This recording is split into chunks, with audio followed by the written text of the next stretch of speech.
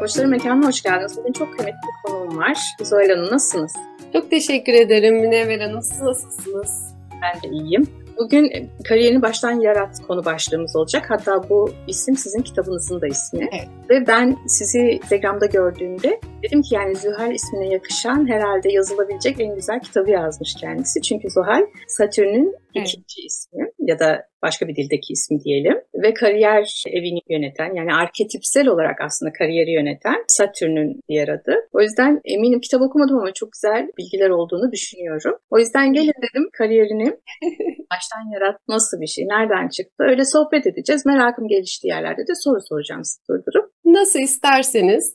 Ben önce teşekkürle başlayacağım tabii ki davetiniz için. Çok kıymetli gerçekten de. Burada olmak, sizinle sohbet ediyor olmak ve kitabımla ilgili konuşabiliyor olmak. Az önce de biraz bahsettim. Hakikaten 2 çocuğum var, üçüncüsü gibi. Çok kıymetli o anlamda. Kıymeti hani ben yazdım diye değil kitabı. İçinde çok fazla kariyer hikayesi var. Çok fazla kişinin hikayesi var aslında.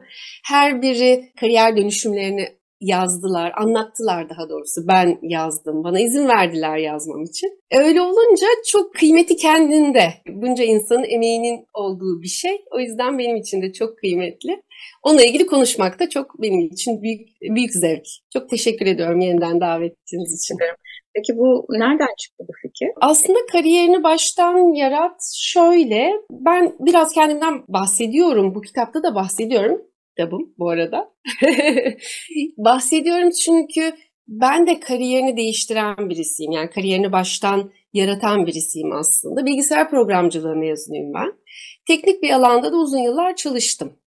IT departmanında çalıştım ve bu süre zarfında çok güzel şeyler de yaptık bu arada ama hep böyle içinizde ya yanlış yerdeyim ve yanlış bir şey yapıyorum, başka bir yer olmalı falan gibi olur ya, hep öyle bir his vardı.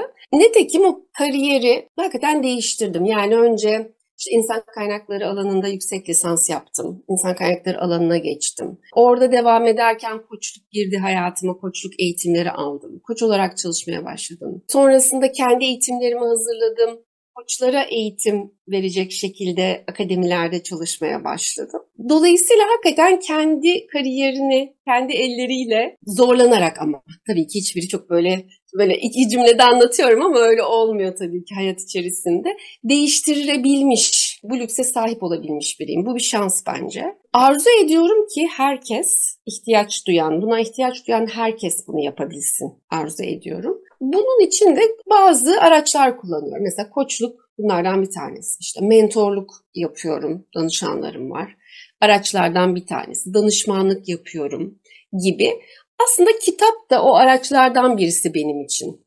Yani koçluk eğitimi veremediğim, kariyer koçluğu eğitimi, yönetici koçluğu eğitimi veriyorum örneğin. Kendi yazdığım eğitimler bunlar. Bu eğitimleri alamayan birileri bu kitap sayesinde, beyaz yakalı çalışanlardan söz ediyorum, kendi kariyerlerini kendine uygun şekilde değiştirebilirler mi, dönüştürebilirler mi, destek verebilir miyim noktasında. Bu kitap böyle oluştu. Ama içinde şöyle değişik örnekler var. İşte insan kaynakları alanında çalışırken örneğin mülakat yaptığım yüzlerce insan, yüzlerce kariyer hikayesi demek bu. Sektör hikayesi demek ya da kurumlarla ilgili bilgiler demek. Bir sürü şey. Sonrasında kariyer koçluğu yaptığım yıllar, bu arada 10 yılım bitti koçlukta. Geçen gün hatta böyle 3-5 yakın koç arkadaşımla kutlama fırsatımız oldu. 10 yılda biriken danışan hikayeleri. Hepsi geldi. Eğitimlerde tabii hep dinliyorum. Yine kariyere ilişkin şeyler. Hepsi birleşti. Yani bu kitabın ortaya çıkışı hiç zor olmadı. Ama kitabın başlangıç tarihi çok eski o anlamda. Yani yıllar öncesine dayanıyor. Hikayelerin böyle minik minik birikmeye başladığı yer o çok eski. Ama ne kadar eski de söylemeyeyim, yani o zaman da yaşlar çıkıyor ortaya. O önemli değil ama dediğiniz şey çok güzel bir şey var. Bir ihtiyaç hasıl oldu bende dediğiniz. Evet. Yani buraya altını çizelim çünkü illa beyaz yakalı olması gerekmiyor bu insanların. Şu an bizi bir ev hanımı bile dinliyorsa kendisi ya ben burada olmamalıyım herhalde, yani bu değil herhalde dediği, içten içe kendini bir şeylerin gıcıklamaya başladığı bir yerde belki de. Hani kariyer dediğimiz şey de belki bir bakış açısı değiştirmek onun için öyle bir şey olacak. Burası güzeldi. Yani olduğunuz yerde memnun olmadığınız bir halin içinde olmak. diyebilir miyiz çıkış noktası? Kesinlikle öyle. İlk başlarda şey gibi ifade ediyordum. Yani ben İstanbul'da yaşıyorum, metroya biniyorum ve sabah saati. O kadar mutsuz ki insanlar. Yani işe gidiyorlar belli ama inanılmaz mutsuz gidiyorlar. Yani burada amaç herkesi çok mutlu edelim. Tabii öyle bir şey yok ama bir parça kişilerin kendi mutsuzluklarına dair, kendi kariyerlerine dair farkındalıklarını bir parça arttırabilirsem eğer yaptığım çalışmalarla bu böyle dalga dalga da yayılıyor bir taraftan. Örneğin yönetici koçluğu, siz de aslında koçluk tarafındasınız ve biliyorsunuz. Örneğin bir yöneticiye koçluk yapıyorsunuz, belki sadece bir seans. Ama onun etkisi onlarca kişiye, ya ona bağlı çalışan onlarca kişiye pozitif şekilde yansıyor. Hatta ona bağlı çalışan kişilerin eşlerine ve çocuklarına bile yansıyor. Bu şey değil yani gerçek bir şey anlatıyorum. Hani daha önce duyduğum bir geri bilgi. Evet. Bu çok kıymetli. Dolayısıyla o ihtiyacı bazen kişi kendisi göremeyebiliyor. Yani bir mutsuzluk var. Tam olarak nerede olduğunu tespit edemeyebiliyor. Biraz karışıyor çünkü kariyer, özel yaşam hepsi de iç içe bir taraftan. Tespit ettiğinde de belki itiraf etmek çok kolay olmuyor insanın kendisine. Neden? Çünkü böyle bir itirafla bir değişim başlayacak ve değişim herkes için zor. Kolay bir şey değil. İşte oralarda bir destekçi gerekiyor ya, hani bir koç olur bu, bir kariyer koçu olur. Belki de bir kitap olur işte o. Bu kitapta biraz daha bazı koçluk metodolojileri, bazı uygulamalar dahil etmeye çalıştım. Çünkü aslında iddia şudur ki kendi kendinize kariyer koçluğu yapabilir misiniz buradaki teknikleri kullanarak? Kitabın en başında aslında bir yöntemi anlatıyorum. Bu kitabı nasıl okumalısınız gibi ve diyorum ki bir defter edinmelisiniz öncelikle. Bu sizin kariyer defteriniz olacak. Zühal'in kariyer defteri gibi. Ve tüm kitap boyunca bu defteri dolduracaksınız. İşte sorular var, sorulara yanıt vereceksiniz. Yöntemler var, metotlar var, onları çizeceksiniz gibi. Ve günün sonunda size özel, size ait bir şey oluşacak, bir şey ortaya çıkacak ve bu bir harita gibi olacak sizin için diye böyle biraz da oraları yüreklendirmeye gayret ediyorum bu kitap aracılığıyla. Tabii ki kariyer hikayeleri ilham verici oluyor. Biraz da onlardan var. Çok da güzel geri dönüşler alıyorum. Çok mutluyum o yüzden de. Harika. Yani şunu söyleyecektim. Demek ki sadece birilerinin kariyer hikayeleri değil ama orada siz aslında bazı araçlar da vermişsiniz. İnsanlar onları kullansın ve hatta sanki böyle bir kendi üzerlerinde okurken kendilerinde okudukları bir yönteme dönüşsün bu kitap. Evet. Çok güzel olmuş. Elinize sağlık. Okuyucu teşekkür ederim. İnşallah. Çok teşekkürler. Peki şimdi kariyerini baştan yarat dediğimizde orada bir rahatsızlık hissediyor insan. Şimdi kitabı da elinde olmayanlar için birkaç tüyo veriyor olsak. Sonrasında o insanlar ne yapsın mesela? Biraz tanımlamak gerekiyor, biraz fark etmek gerekiyor. Kitabın içerisinde son bölümlere doğru aslında, yani birkaç bölüm geçtikten sonra sonlara doğru bir spiral yaklaşımdan söz ediyorum. Spiral yaklaşım benim kendi koçluklarımda kullandığım bir yöntem aslında. Eğitimlerde de anlatıyorum. Öğrencilerimin de kullanmasını tavsiye ediyorum. Bu modelin aslında biraz basitleştirilmiş hali kitapta. Ve bir spiral bir model var. Yani birbirine bağlı bir takım çalışmalar yapmak gerekiyor ama çalışmaların ilki mutsuzluğun hissedilmesiyle ilgili. Bu sizin o dediğiniz yer. Yani ben şu an mutsuzum, var bir sıkıntı ama tam olarak ne olduğu da belli değil gibi. Çünkü bazen şeyler karışıyor birbirine. Mesela işe giderken çok mutsuzum. Ama tam olarak beni mutsuz eden yaptığım meslekle ilgili mi bir mutsuzluğum var? Çalıştığım departmanla ilgili bir durum mu var? Yanımda oturan arkadaşımla ilgili mi bir iletişim sorunum var? Yöneticimle mi? Bakın bunların hepsi ayrı ayrı gündemler aslında. Ama biz bunu genel olarak hani mutsuzum, istifa edeceğim şeklinde bir yaklaşımla insanı öyle alıyoruz ve hepimizin dilinde işte şehir hayatını bırakıp Bodrum'a yerleşeyim gibi bir şey oluyor ya, o oralardan oluyor. Dolayısıyla bence yer kalmamış. Nasıl kalmamış gerçekten.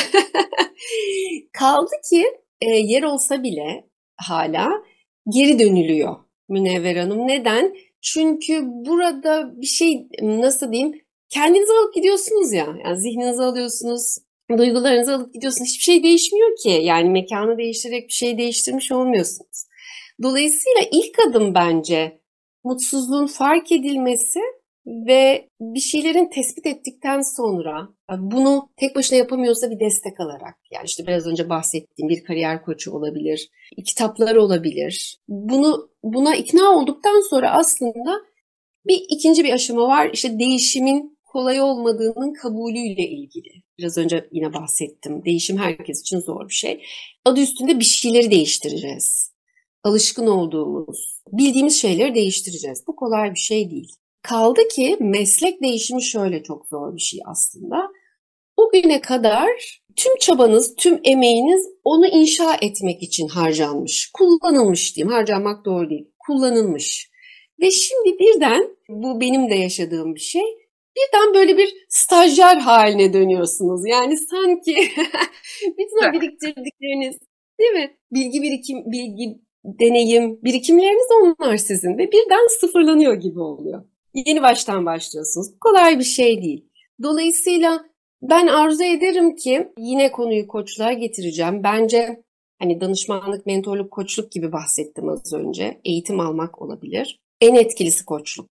Burada hani sizin için değil ama belki dinleyenlerimiz için açıklamak isterim. Tabii koçluk da artık çok değerini bulamamış mesleklerden bir tanesi. Türkiye'de, belki dünyada da öyle. Aslında çok kıymetli bir metodoloji, bir disiplin aslında. Biraz orada minicik hani bir parantezle belirtmek isterim.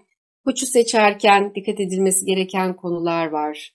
İşte eğitimini nereden aldığı, akreditasyonu olup olmadığı o programların, ünvan var mı yok. Bütün bunlar önemli. Hani bu seçime çok dikkat ediyor olmak gerekiyor ki daha başlamadan değişim süreci orada bir hani ekstra bir zorluk oluşmasın. Dolayısıyla bir koçla çalışıldığında, örneğin bir kariyer koçuyla çalışıldığında, bunu o bahsettiğim spiralde de anlatıyorum. Bir sürü şeyi de keşfetmek fırsatı doğuyor. Yani değerleri keşfetmek, vizyonla ilgili çalışmak, yaşam amacıyla ilgili çalışmak. Çünkü günün sonunda soru bu. Hani geldik gidiyoruz. Ne olsa iyi olur bundan sonra. Öyle mi olsun bundan sonra? Asıl soru bu ya. Dolayısıyla kendini tanımak noktasında bir sürü fırsatımız olmuş oluyor bu sayede. İşte riskleri görüyoruz, güçlü yönlerimizi fark ediyoruz, kaynaklara bakıyoruz, değil mi? Hedefler oluşturuyoruz ve nihayetinde aksiyon planı ile ilgili bir çalışma yapabiliyoruz. Bütün bunlar o bahsettiğim spiralin de içerisinde olan dinamikler. Bunları işte tek başınıza çalışmak, Kariyerini Baştan Yarat isimli kitapla çalışmak, bir koçla çalışmak, bir danışmanla çalışmak, yani çeşitli yöntemleri var ama fark etmek hepsinden kıymetli. Burada bir ihtiyaç var. O ihtiyacı görmek ve biraz cesaret belki de iyi bir fikir olabilir. Çok teşekkür ederim. Şimdi şöyle geriden tekrar alayım, altını çize çize. Çok güzel şeyler söylediniz çünkü. Dediniz, fark edeceğiz. Yani orada rahatsız olduğumuz şey ne? Yani işte genel olarak ben bu iş yerinden mutsuzum değil ya da ben bu ilişkiden mutsuzum değil. Ben bu ilişkinin mesela nesinden mutsuzum ya da o iş yerinin nesinden mutsuzum. Önce bir kendimizi de bunu deşmek. Evet. Yani arkadaşımdan mı rahatsızım, işin kendisinden mi totalde rahatsızım? Orada bir farkındalığa gelmek. Ondan sonraki adımlarda da şey söylediniz, o da çok güzel. Hani ben buraya kadar zaten bir çaba harcadım ya da emek harcadım, bilgi birikimim, donanımım var. Aslında kariyerini yeniden ya da kariyerini baştan yarat dediğinizde siz şey demek istemiyorsunuz. Ne kadar öğrendiklerinizi alın çöpe atın değil. Evet. Oradan benim ihtiyacım olan şeyler neler var, onları da alayım ben. Zaten onlar benim heybemde. Okey, şimdi gerçekten olmak istediğim yerde ben bu güçlü yönlerimi nerede kullanabilirim? Dönüştürmemizi salık veriyorsunuz gibi geldi. Kesinlikle, kesinlikle öyle. Çünkü o böyle bir tuğla örmek gibi oluyor. Yani kariyer öyle bir şey ki aslında bir tuğla örmek gibi. Üstüne üstüne koyuyorsunuz. Her ne kadar hani yıkıp yenisini yapıyormuş gibi görünseniz de, mesela hep böyle şey çizilir ya, kariyer deyince böyle bir basamak, merdiven çıkan bir adam ya da bir kadın resmedilir örneğin, ilk aklımıza gelen. Mesela o aslında benim çok hoşlandığım bir görsel değil. Çünkü hayat öyle değil. Yani kariyer basamakları böyle çıkalım değil. Aslında kariyer, ilk bölümde, kitabın ilk bölümde biraz kariyer nedir soruyorum. biraz ondan söz etmeye çalışıyorum. Sebebi şu, kariyer bir yolculuk gibi aslında. Yani 4 mevsimi de geçirdiğiniz bir yolculuk ya da farklı farklı lokasyonlardan, duraklardan geçtiğiniz bir yer. Ama varacağınız yer kıymetli. İşte onu yaşam amacımızla birleştirebilirsek, yani kariyerle yaşam amacını bir parça örtüştürebilirsek yol çok keyifli oluyor. Ve beraberinde başarı da geliyor aslında. Çünkü öyle ya, bir şeyi keyifle yaptığınızda zaten güzel bir şey çıkıyor. Ama annemin bir lafı vardır, böyle elinin ucuyla tuttu der. Yani beğenmediği zaman bir işi hani özenmemiş, böyle özensizce yapmış, istemeden yapmış anlamında kullandığı bir ifade. Hakikaten öyle oluyor. Yani kariyerlerimiz de aynı şekilde oluyor. O kadar lezzetli de olmuyor, keyifli de olmuyor. Başarı da o anlamda gelmiyor. O yüzden kariyeri tanımlamak çok kıymetli. O yüzden kariyer tanımıyla başlıyorum. Biraz da orada böyle kendimize dair geçmişe dönük de olsun istiyorum. Mesela şu soruyu çok soruyorum insanlara. Para kazandığınız ilk işiniz neydi? Eğitimlerde soruyorum. Bazen atölyelerde sorma fırsatım oluyor gruplara. Bazen işte üniversitelere gidiyorum. Öğrencilerle konuştuğumuzda onların da, çünkü artık biliyorsunuz stajları oluyor, daha erken zaman çalışmaları oluyor vesaire. Çok kıymetli şeyler çıkıyor. Aslında hazır sizi bulmuşken size de sorayım mı diye düşündüm. Para kazandığınız ilk işiniz neydi acaba ve nasıldı? Çok da merak ettim şimdi. Söyleyeyim o zaman. Ben de her zaman gururla anlatırım çünkü. Bizim zeytin tarlalarımız vardı. Zeytin topluyordum. Bazen amcamların tarlalarına gidiyordum. Oradan yemeği alıyordum. Onlar bize gelip böyle karşılıklı yapıyorduk ama orada Allah'tan görmezlikten gelmiyordu büyüklerimiz. Bize onun hakkını veriyorlardı. Biz de o zaman para kazanma zevkini elde etmiş oluyorduk. Çok güzel. Birçok iş yaptım diyebilirim ben de kariyer yolculuğumda. Ama o yüzden de hani çok iyi biliyorum. Lafı da oraya getirecektim ben de. İyi oldu sorduğunuz. Çünkü bazen insanlar şey diyor, ben ne yapacağımı bilmiyorum hayatta. Ama siz az önce dediniz ki aslında o son soru çok önemli. Hayattan giderken bile şöyle geri dönüp baktığınızda o hayattan mutmain misiniz? Tatmin misiniz? İşte o tatminlik duygusunu elde edebileceğiniz bir şey belki sizin kariyeriniz baştan yarattığınız nokta olmalı. Yoksa benim şuna da yeteneğim var, buna da yeteneğim var gibi değil. O yeteneklerin hepsinin toplandığı artı sizi de tatmin eden bir şey. Yani o aslında hepimizin içindeki potansiyel dediğimiz, yani Zuhal'in potansiyeli kendine özel, Münevver'in potansiyeli kendine özel. İşte sizinki ne orada? Onu bulmakla alakalı. O zaman ne sorsalar kendilerine mesela böyle bir şey bulabilirler. Bu çok önemli bir soru. Para kazandığınız ilk işi sorma sebebim de aslında bu. Çünkü mesela sizin deneyiminiz ne kadar muhteşem. Bir yerde dediniz ki bunu atlamadılar, bize hani yevmiye verdiler, ücretini verdiler. Para kazanma zevkini tattık diye ifade ettiniz. Ne kadar önemli. Çünkü yaptığınız ilk iş paraya dair, işe dair, kariyere dair bir sürü şeyin zihnimizde oluştuğu, bakış açımızı etkilediği bir yer. Çünkü bizler sizin de dediğiniz gibi sonsuz bir potansiyele sahibiz. Holland kişilik envanterinin yaratıcısı, Holland belki biliyorsunuz, çok kullandığım bir çalışma, kitapta da biraz bahsediyorum. Mesela diyor ki yani bizler 900 yıl yaşıyor olsaydık hepimiz bir ressam, bir mühendis, hepsini olabilirdik. Çünkü bunun için vakit var. Ama öyle değil gerçek. Çocukluk kısmını bir tarafa bırakın. Yani çok yaşlılık kısmını da bir tarafa bırakırsanız yani üretken bir dönem diye bakıldığında belirli bir zaman aralığı var zaten. Dolayısıyla orada hangisini yapacağınıza karar verebilmek için dönüp kendinize bakmanız, yeteneklerinize bakmanız önemli bir şey oluyor. Yani 900 yılımız olmadığı için neyde yeteneğim varsa, neyde isteğim varsa kariyerimi bunun üzerine kurmak çok akıllıca gerçekten de. Ve çok daha anlamlı. O bahsettiğim işte yaşam amacıyla örtüşen bir iş yapmış oluyorsunuz aslında. Bazen koçlukta sorarız mesela, hiç para olmasaydı, para diye bir şey yok. Sabah uyandık, değil mi? O gün ne yapacağız yani? Şimdi ne yapacağız? Hani neyin üzerine? Hani o gün ne yaşamak istiyoruz? Nasıl bir hayatımız olsun istiyoruz? Ya da soracak sorulardan bir tanesi mesela kim olmak istiyoruz? Çünkü hepimizin var değil mi zihninde?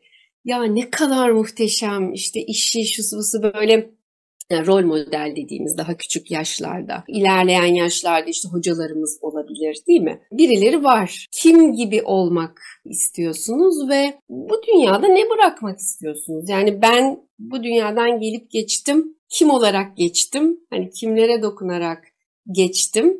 Çok önemli sorular bunlar. Kitapta da bol bol bu sorulardan var aslında. Biraz işte koçluğu da tabii koçluk sorularını da kullanarak kıymetli bir çalışma olduğunu düşünüyorum. Burada mesela 2. bölümde bahsediyorum. İşte meslek seçimindeki etkenlerden bahsediyorum. Orada dediğim gibi isterseniz her mesleği yapabilirsiniz. Orada bir şey yok. Ama size uygununu seçmek önemli ve bunun için bir sürü etken var. Yani hangi ailede doğduğunuz da önemli bir etken. Hangi coğrafyada doğduğunuz da. İlk iş deneyiminiz bile bir etken gerçekten de meslek seçiminde. Şimdilerde daha şanslıyız. Bizim dönemimiz o kadar şanslı değildi. Biz biraz daha ne bileyim üniversite sınavına giriyorduk. Hangi puan gelirse artık neresi denk gelirse o bölümü okuyorduk. Şimdi biraz daha yeni bu işin böyle olmaması gerektiğiyle ilgili ebeveynler de artık bir fikir sahibi ve bununla ilgili bir sürü çalışmanın yapılmasına izin de veriyorlar kendi evlatları için çok şükür. Bir envanter kullanıyorum mesela, ben de kullanıyorum Karakterix envanteri. Sizin de Dilek hocamla bir kaydınızın olduğunu gördüm bu programda, bu platformda. Çok da kıymetli, ben de dinledim. Bu tür çalışmalar yapıyoruz şimdi, işte envanter kullanmak, bahsettiğim gibi koçluk çalışmaları, kişinin kendini tanımasına yönelik bazı uygulamalar. Amaç aslında doğru mesleği seçmek ve kariyeri onun üzerine yapılandırmak. Bu demek değil ki en başında seçilmezse değiştirilemez. Öyle değil. İşte ben ve kitaptaki bir sürü kariyer hikayesi gösteriyor ki tabii ki olabilir. Yani çok farklı. İşte bankacılıktan organik tarım yapmaya geçenler gibi. Hani birbirinden çok bağımsız konularda ama bir şekilde kariyerini böyle yapılandıran bir sürü örnek de var. Dolayısıyla olmaz değil, oluyor. Ben şahidim oluyor. Ama tabii ki amaç hep daha erken yaşta. Yani mesleğin ilk seçildiği o vakitler keşke bir fırsat olsa da kendine uygun mesleği seçmek konusunda yalnız olmasa gençler. O yüzden çabam hep aslında gençlere ulaşmak daha çok. Şimdi bu hafta yazışıyoruz. Bir tane İzmir'den, bir tane de Eskişehir'den belki üniversitede konuşma fırsatım olacak. Çok mutlu oluyorum. Çünkü o müthiş bir sinerji oluyor. Ve çok doğru bir yere, doğru bir fayda oluyor. Bakalım, o yüzden mutluyum. Yani meslek seçimi önemli. evet, daha erken yaşlarda mesela insanlar kendilerini fark etse, yönelimlerini fark etse, güçlü yönlerini fark etse ve aslında kariyerini onlar etrafında inşa etse tabii ki daha proaktif bir hayat yaşarlar. Ama bu demek değil ki dediğiniz gibi az önce de ikinci kariyeri inşa etmek zordur. Değil. Hatta bazen belki de güçlü bilgiler o ikinci kariyerlerden ortaya çıkıyordur diye düşünüyorum. Ben kendi hayatıma da baktığımda en son yaptığım işte araba parçası kalibre ederken o kalibrasyonun araba parçasına ne kadar kıymetli olduğunu, her saat başı yapılması gerektiğini, ne kadar titiz olduğunu şimdi koçluğuma getirdiğimde de insanın sürekli zihnini kalibre edip durması gerektiğini aşılamaya çalıştığımda ben o kalibrasyonun gücünü bildiğim için zihnin de kalibrasyonu güçlü oluyor diye düşünüyorum ki kendi hayatımda da öyle oldu. Check yapıyorum işte her gün, haftada bir, ayda bir ya da dediğiniz gibi danışanlarımıza da bunları salıp veriyoruz. İnsanın sürekli kendini aslında check yapıyor olması gerekiyor. Neden? Bir de onu da çok güzel söylediniz. Bu hayattan geldik geçiyoruz. Yani Zuhal maşallah çok güzel, kendin için çok güzel şeyler yaptın artı bak başkalarına da neler yaptın gibi bir yerde olması insanın gerçekten çok kıymetli, bırakma açısından bir şeyleri. Yoksa zaten biz yedik içtik, oh elhamdülillah ötesinde. Kimlerle yedik içtik, kimlere de fayda sağladık. Çok kıymetli hayatta durduğumuz yerle alakalı. O yüzden çok kıymetli buluyorum yaptığınız şeyi de. Konu kitap olunca, yani aslında konu kariyer olunca kendini tutamıyorum. Çok uzun.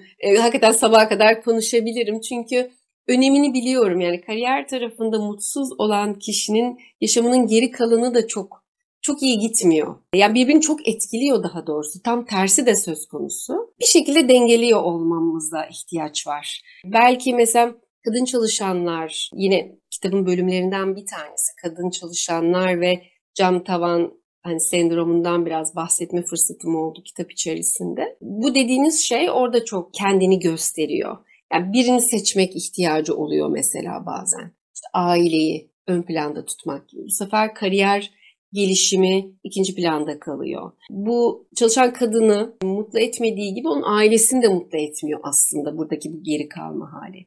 Ama tam tersi de mümkün. Tam tersi de görülüyor. O da şu, kariyeri çok yapılandırayım derken bu sefer işte aile kurmak, çocuk sahibi olmak gibi başında da bahsettik ya ihtiyaçlar diye. Çünkü onlar da çok kıymetli bir kadın için. Bu sefer onlardan vazgeçmek oluyor bazen de. Dolayısıyla kitapta buna ayrı bir bölüm koymak ihtiyacı duydum. Çünkü hani bu şöyle değil, yani biz kariyer yapalım. Ama şunu görüyorum, danışanlarımdan da görüyorum. Bir zaman geliyor, çok güzel kariyerler yapılmış oluyor. Ama bazı şeyler için geç kalınmış oluyor. Çünkü hani biyolojik bir takım gerçeklerimiz var. Annelik gibi mesela. Dolayısıyla ikisi de vazgeçilebilir şeyler değil. Yani kariyer de vazgeçilebilir bir şey değil. Çünkü bizler eğitimler alıyoruz üzerine, değil mi? Yani çok kıymetli, orada çok emek var kullanılması gereken. Ama bir tarafta da sosyal yaşam ya da aile yaşamı ya da annelik gibi konuların da ihmal edilmiyor olması gerekiyor. Bu da bir denge. Ama bunun da farkındalığına daha erken yaşta sahip olmak gerekiyor ki o bahsettiğim biyolojik saatin ilerleyen vakitlerinde bunu fark etmek bazı şeyleri geri döndürmüyor çünkü. O yüzden bu bölüm önemli. Yani kadın çalışanlar kısmı önemli. Oradaki yaklaşımlar çok önemli. Ve bizim için hangisi? Onu fark etmek de çok önemli. Çünkü hepimiz için yine farklı. Tüm kadınlar için aynı şeyi söyleyemeyiz. Tüm çalışan kadınlar için aynı yaklaşımları, şu doğru bu yanlış asla diyemeyiz zaten.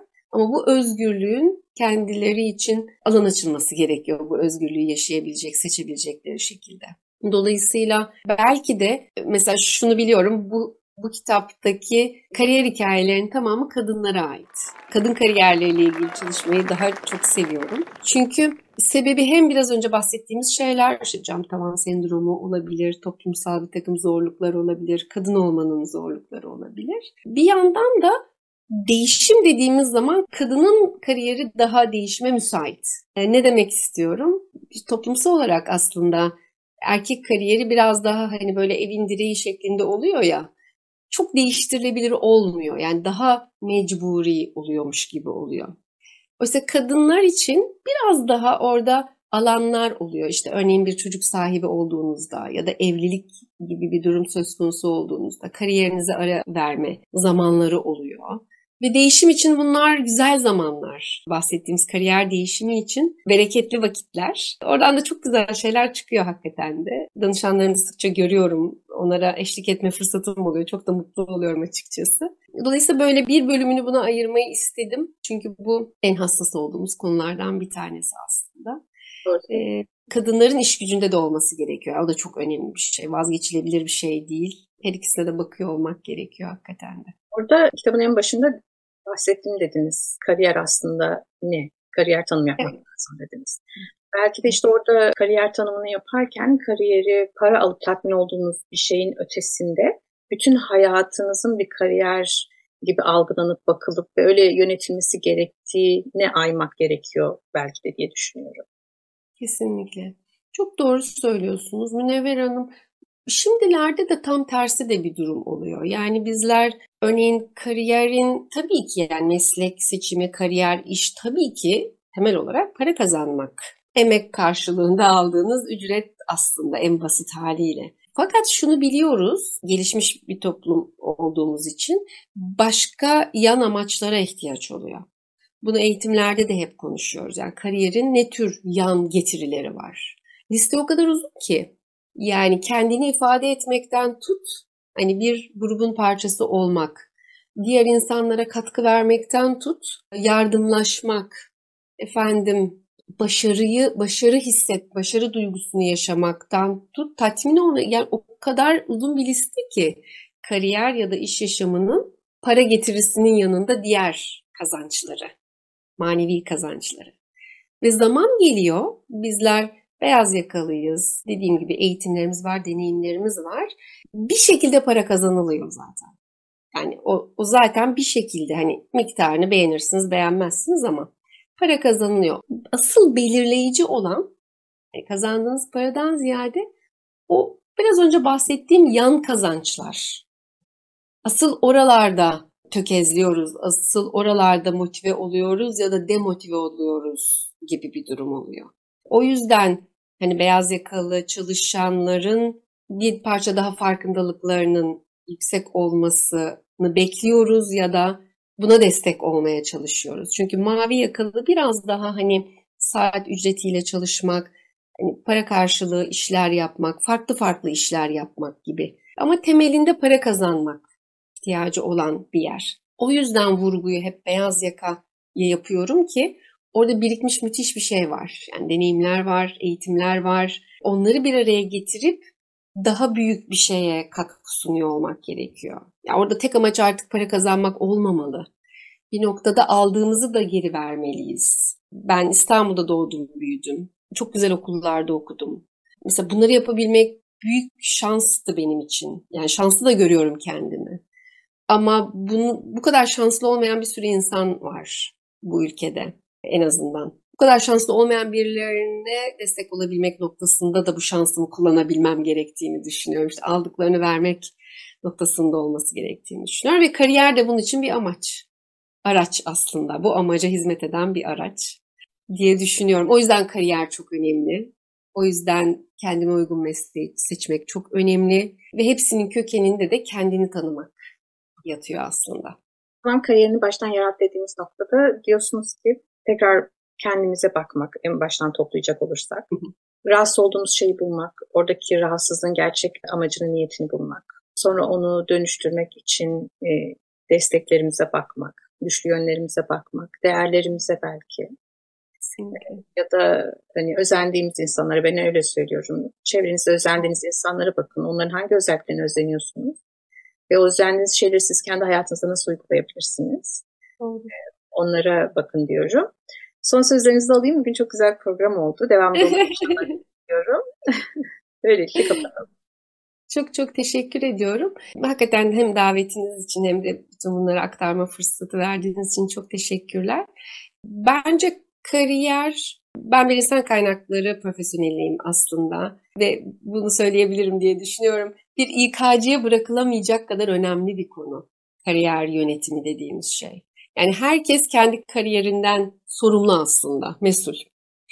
Dolayısıyla da kendine uygun kariyeri yaratmak, bazı değişiklikler yapmak, yani kariyerini yönetmek dediğimiz şey benim sorumluluğumda. Ben bunun için neler yapabilirim? Ne tür kaynaklar var? Bazen böyle kolaya kaçtığını duyuyorum insan. İşte bir takım sorumluluklar var, hareket edemiyorum falan. Bunlar bahaneler aslında, belki bahanelerden sıyrılmak. Kariyerimizden biz sorumluyuz. Kimseye bırakılamayacak kadar önemli. Buna ulaşmak için, kendim için uygun kariyere ulaşmak için neler yapmam gerekiyor? Kimlere ulaşmam gerekiyor? Kimlerden destek almam gerekiyor? Ne tür uygulamalar benim için kıymetli? En azından bununla ilgili uğraşmak, zihinsel olarak en başta çok kıymetli olacaktır diye düşünüyorum. Kariyer koçları bunun için var, kitaplar bunun için, danışmanlar, eğitmenler bunun için var. Yeter ki bir yola çıkılsın, yeter ki bu konuya odaklanılsın diye bitirebilirim belki. Çünkü şöyle şeyler oluyor, ömrün sonuna gelindiğinde bir danışanım söylemişti onun cümleleri, bir ömrü heba ettim dedi. Ben arzu ediyorum ki bir ömür heba olmasın da şöyle güzel şeyler yaptım, böyle güzel işler ortaya koydum, bana uygun işlerde, bana uygun hayatlar yaşayabildim diyebilsin herkes. Umarım öyle olur. Bir katkı sunabiliyorsak ne mutlu bu kariyerlere. İnşallah. Ve bunun içinde ne dediniz? Önemli olan aslında kişinin, bireyin kendi sorumluluğunu eline alması. Evet. O yüzden sorumluluklarımızı elimize aldığımız bir geleceğimiz inşallah deyip bugünlük de bu kadar olsun. Görüşmek üzere. Hoşça kalın diyoruz. Görüşürüz Münevver Hanım. Çok çok teşekkürler.